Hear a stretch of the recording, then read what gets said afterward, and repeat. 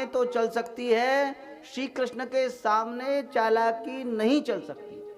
श्री कृष्ण तो भाव के भूखे हैं।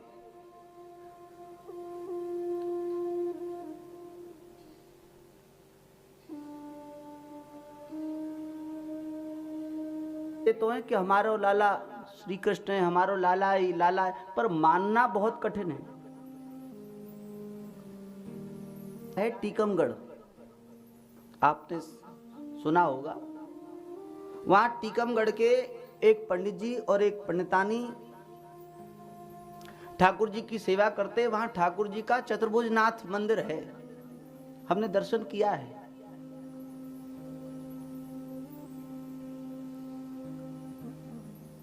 वो पंडित जी के कोई बालक नहीं था, संतान नहीं थी।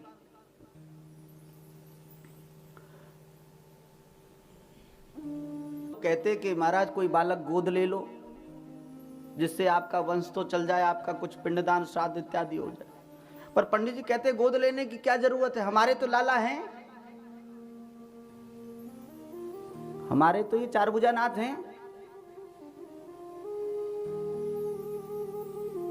सब लोगों ने कहा महाराज ये चार भुजानाथ अभी हैं, मर जाओगे तो आग कौन देगा।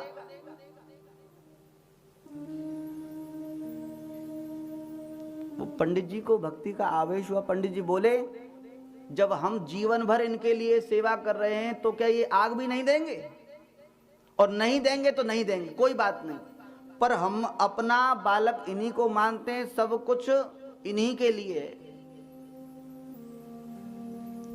उन पंडित जी ने अपना जमीन जायदाद खेती सब ठाकुर जी के नाम कर रखी थी।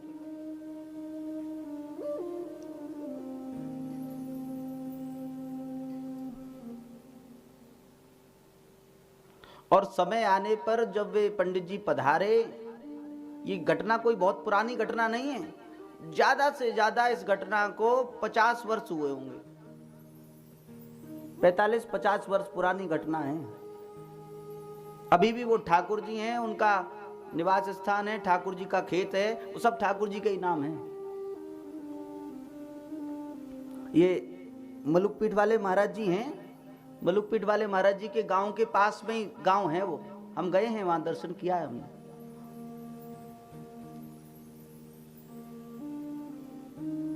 जब पंडित जी का शरीर पूरा हुआ तो सब गांव वाले परिवार वाले आए, महाराज कैसे भी थे, पंडित जी थे, चलो लेकर चले। पर सबने उठाने का प्रयास किया, शरीर उठा ही नहीं।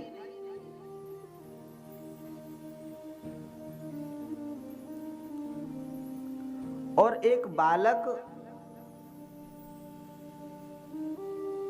10-12 वर्ष का बालक रोता हुआ आया, हमारे बाबा मर गए, हमारे बाबा मर गए, हमारे बाबा, मेरे बाबा को तो मैं ही जराऊंगा। और सब लोग देखते रह गए। सबने देखा कि ये बालक कहां से आ गया, कोई कुछ समझ ही नहीं पाया। उस बालक ने उठाया, उठाकर अग्नि संस्कार कर दिया, अग्नि संस्कार करके चला गया। तब सबको यह ज्ञात हुआ, अरे वह बालक कौन था।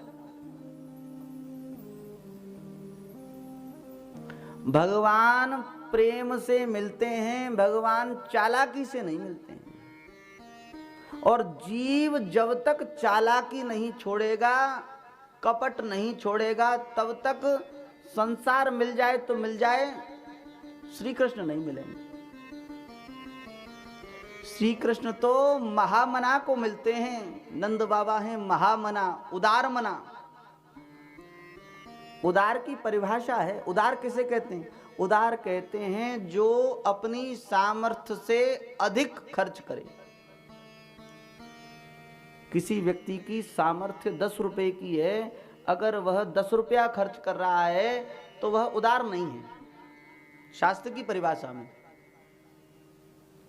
अगर वह 10 रुपए से अधिक खर्च कर रहा है तब उसे कहा जाएगा उदार। नंद बाबा तो इतने उदार हैं, नंद कछु इतनो जो दियो, न बची बचिया छचिया न पिछोरी, इतने उदार हैं।